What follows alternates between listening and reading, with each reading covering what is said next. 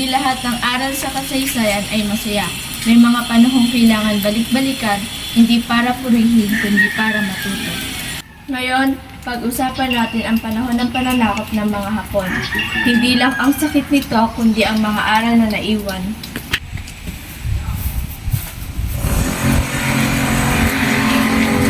Oh no, what is this?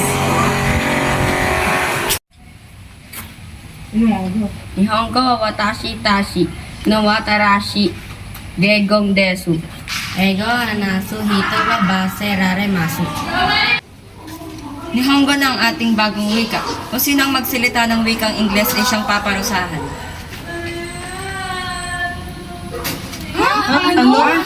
Ano daw, boy? Konnichiwa watashi, ha? Inonggo? Hindi ko ito maintindihan kung bakit kailangan i-abandon na ang wikang Ingles.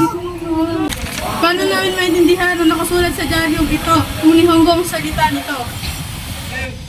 Maraming Pilipino ang pinilit magtrabaho, ang iba pinahihirapan, hindi madaling panahon ito. Okay, magtrabaho ka doon. Maraming nagutom, maraming nawalan ng pamilya, hanggang ngayon sariwa pa rin ang sakit. Mama ka na amin. Huwag niyo kunin tatay ko! Ipinakilala ng mga Hapon ang paggamit ng wikang Nipongo at itinaguyod ang wikang pambansa.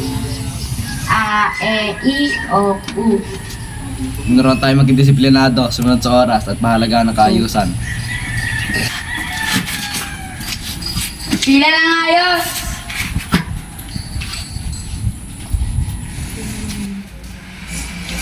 Ngunit sa gitna ng takot, natutunan din natin maging matatag at lumaban.